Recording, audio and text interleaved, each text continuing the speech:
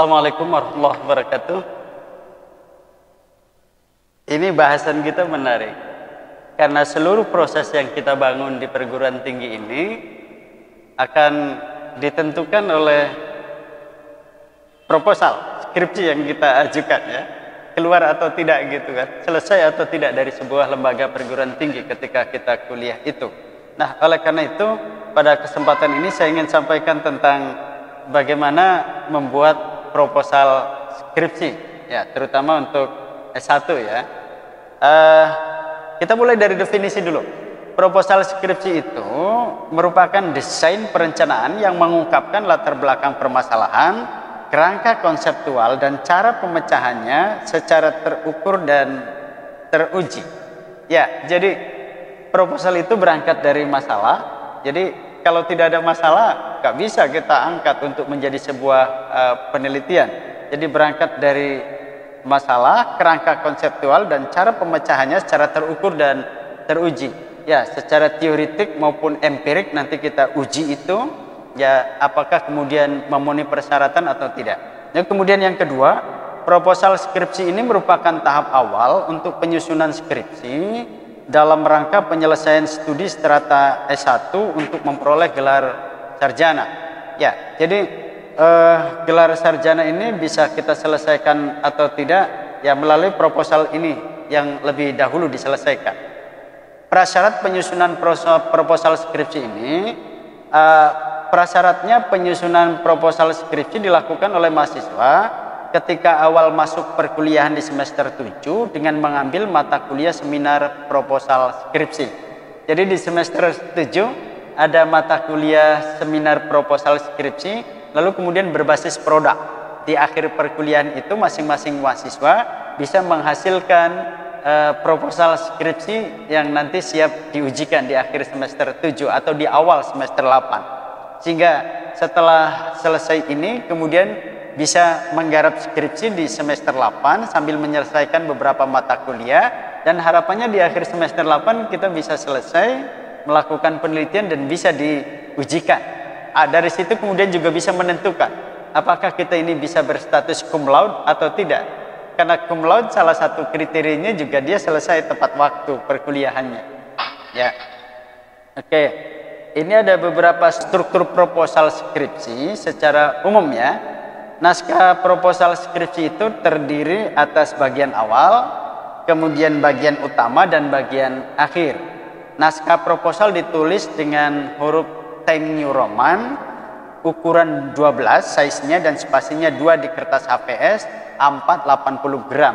Jadi artinya di sini ada kesamaan nanti tentang size-nya, kemudian model hurufnya dan seterusnya ya.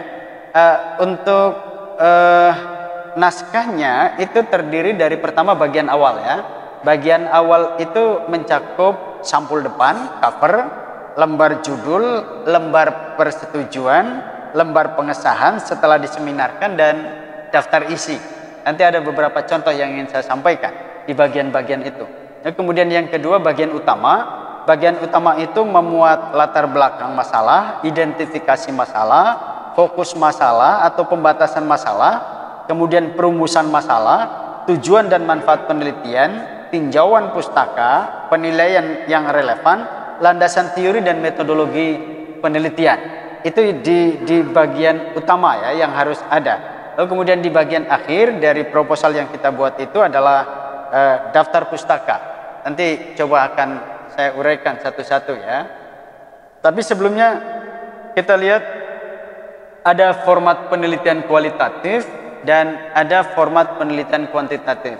Yang kualitatif itu terdiri dari latar belakang masalah, identifikasi masalah, fokus masalah, perumusan masalah, tujuan dan manfaat penelitian, kemudian tinjauan pustaka, penelitian yang relevan, kerangka pemikiran dan metodologi penelitian. Itu format penelitian kualitatif. Lalu kemudian yang kedua, format penelitian kuantitatif itu ada latar belakang masalah, identifikasi masalah, pembatasan masalah, perumusan masalah, tujuan dan manfaat penelitian, tinjauan pustaka atau penelitian yang relevan, kerangka pemikiran dan metodologi penelitian. Termasuk di dalamnya ada hipotesis ya atau hipotesa, karena ini penelitian kuantitatif. Baik, bagaimana prosedur pengajuannya tentang proposal skripsi ini? Proposal skripsi diajukan dengan mekanisme mahasiswa telah menyelesaikan mata kuliah seminar proposal skripsi di semester 7, kemudian mengajukannya ke ketua prodi masing-masing untuk persetujuan. Tadi yang saya sampaikan, sudah semester 7 sudah mengambil mata kuliah seminar proposal, lalu kemudian diajukan ke ketua prodi setelah proposal ini disetujui oleh pengampu mata kuliah seminar proposal. Lalu seminar proposal skripsi seperti apa? Setelah proposal disetujui oleh ketua prodi, selanjutnya mahasiswa mengajukan proposal untuk diseminarkan secara terbuka dengan syarat telah menyelesaikan seluruh mata kuliah, dibuktikan dengan transkrip nilai, serta telah hadir sebagai peserta seminar proposal skripsi minimal 1 kali dibuktikan dengan daftar kehadiran. Jadi ada transkrip nilai dilampirkan untuk daftar seminar proposal. Lalu yang kemudian yang kedua juga ini menjadi bahan pertimbangan, Anda pernah ikut hadir di seminar proposal yang dilakukan oleh mahasiswa sebelumnya. Ya, supaya kemudian Anda tidak grogi, tidak kaku ya ketika melakukan seminar sendiri.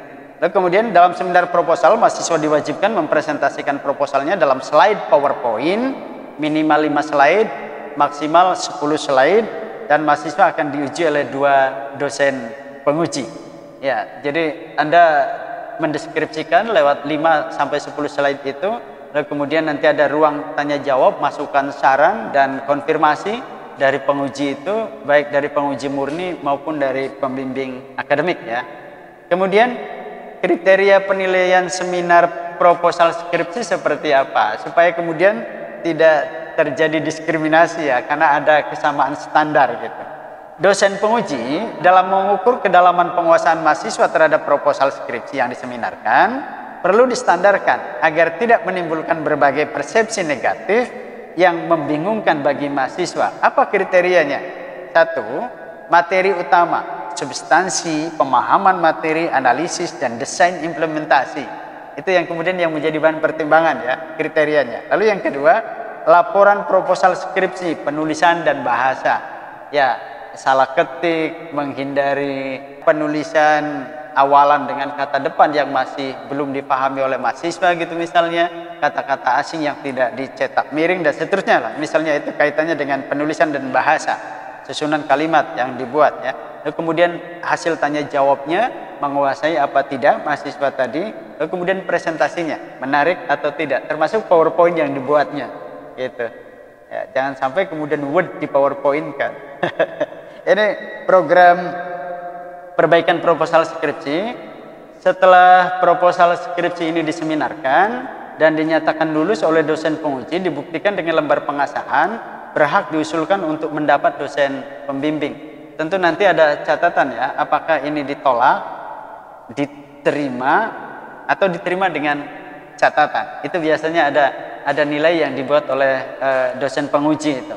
Mahasiswa yang dalam seminar proposalnya dinyatakan lulus tapi dengan catatan perbaikan agar memperbaiki proposalnya sesuai dengan arahan dan saran dari dosen penguji. Jadi segera dilakukan revisi perbaikan atas saran-saran yang disampaikan oleh dosen penguji. Kenapa?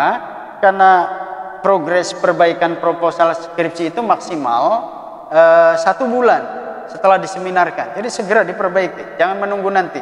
Jika dalam jangka waktu yang telah ditentukan tidak memenuhi target perbaikan, maka mahasiswa diharuskan ikut seminar proposal ulang dengan materi penelitian baru. Jadi supaya menghindari kita seminar lagi, penelitian lagi, segera diperbaiki ya proposalnya atas saran dan pandangan dari dosen penguji itu. Ini saya sodorkan beberapa contoh saja, misalnya ini penelitian yang kualitatif, misalnya ini judulnya, dan tentu berangkat dari masalah ya, semuanya. Analisis manajemen pendidikan inklusi terhadap lembaga pendidikan Butterfly Learning Center BLC yang berpusat di Sekolah Dasar Al-Irsyad 02 Kabupaten Cilacap. Ini misalnya penelitian yang dilakukan dengan pendekatan kualitatif. Ini yang kuantitatif tentu juga berangkat dari masalah hubungan antara manajemen pendidikan propedeutik dan perencanaan quality assurance dengan pembentukan sumber daya manusia paripurna di MTS Darul Hikam Kota Cirebon. Ya, misalnya ini contoh saja sebuah penelitian yang dilakukan oleh mahasiswa. Kemudian ini ingin saya sodorkan beberapa contoh lembar judul proposal skripsi, dimulai dari judul, lalu kemudian tertulis proposal skripsi diajukan untuk memenuhi persyaratan bla bla bla bla gitu ya. Nah, itu biasa. Kemudian ada logo, di bawahnya peneliti dan NIM-nya, lalu kemudian identitas perguruan tinggi, jurusan dan seterusnya. Tentu dengan margin 4433 gitu. Itu kan hal yang biasa ya. Kemudian ini lembar yang keduanya sama tanpa logo, bedanya. Kemudian ini contoh lembar persetujuan proposal skripsi yang ditandatangani oleh dosen pengampu dan ketua program studi. Jadi di sini ada lembar persetujuannya. Lalu kemudian lembar pengesahan proposal. Setelah selesai itu ada penguji 1, penguji 2 dan mengetahui ketua prodi ya. Nah, ini contoh daftar isi proposal skripsi sesuai dengan pendekatan yang kita lakukan. Metodenya apakah kualitatif atau kuantitatif. Kemudian ini latar belakang. Latar belakang proposal itu prinsipnya harus menjawab judul. Isinya dinarasikan di situ. Dasein dengan dasolennya. Ya, kondisi ideal teorinya, lalu seperti apa dari sisi empirik di lapangannya antara dasein dengan dasolennya. Seperti apa? Lalu kemudian fenomena-fenomena yang terjadi di lokasi penelitian seperti apa? Itu paling tidak dielaborasi, dijelaskan pada latar belakang ya skripsi kita. Kemudian ini contoh identifikasi masalah, fokus penelitian dan perumusan masalah. Ya, yang pasti identifikasi masalah itu masalah-masalah yang ada di lokasi penelitian terkait dengan judul. Akan pasti lebih banyak daripada rumusan masalah karena judulnya adalah identifikasi. Ya, jadi kalau rumusan masalahnya ada 3, paling tidak identifikasi masalahnya ada 5 atau 6. Jangan kemudian rumusan masalahnya lebih banyak daripada identifikasi masalah. Lalu kemudian ada fokus penelitian, kalau ini kualitatif. Ya, lalu kemudian rumusan masalah itu dibuat dalam bentuk pertanyaan penelitian yang terkait dengan variabel pada judul yang kita angkat itu. Sehingga terjawab semuanya, digali di situ. Ya, lalu kemudian ada tujuan. Dan tujuan penelitian itu menjawab rumusan masalah. Sehingga jangan sampai tujuan penelitian dalam bentuk tanya lagi, kata tanya lagi, itu pertanyaan lagi, itu nggak bisa. Karena tujuan itu menjawab rumusan masalah. Sehingga tekniknya, penulisannya, ya kita copy paste saja dari rumusan masalah itu ke tujuan, tinggal membuang kata tanya dan lambang pertanyaannya, tanda tanyanya itu. Ya, itu sudah bisa dibuat dalam bentuk tujuan penelitian. Tinjauan pustaka proposal skripsi ini bisa kita ambil dari misalnya penelitian terdahulu yang relevan. Paling tidak 5 jurnal yang kita angkat yang terkait dengan judul proposal kita. Lalu bedanya di mana antara penelitian terdahulu yang relevan dengan penelitian yang kita angkat? Ya, paling tidak 5 lah jurnal yang sudah terbit gitu ya. Ini tujuan tadi sudah saya sampaikan, manfaat itu bisa berbentuk manfaat teoritik dan manfaat praktis ya. Kemudian kerangka pemikiran proposal skripsi ini kita buat teori yang dibangun itu kita narasikan terkait dengan judul itu, lalu kemudian kita buat bagan ya, kita buat bagan supaya kemudian pembaca mampu memahami ini dengan cepat ketika kita ada bahan ya, korelasinya dari awal sampai akhir sampai ke output itu seperti apa gitu. Itu di kerangka pemikiran. Kemudian daftar pustaka di bagian akhir. Daftar pustaka itu prinsipnya kalau kemudian dari buku penulisannya berbeda dengan footnote ya. Kalau menggunakan sistem footnote. Footnote itu baris pertamanya menjorok ke dalam, baris keduanya menjorok keluar kalau tidak selesai. Tapi pada daftar pustaka itu dibalik. Ya, baris pertama menjorok keluar, lalu baris kedua menjorok ke dalam. Biasanya baris keduanya di 6 ketukan dan itu 1 spasi ditulisnya. Kalau penulisnya ada 2 suku kata, misalnya Mas Duki Duryat, maka dibalik Duryat, M. Ya, tentu nanti akan disusun secara alfabetis. Lalu kemudian berikutnya tahun, koma, judul buku dicetak miring, koma, kota penerbit, titik 2 penerbit.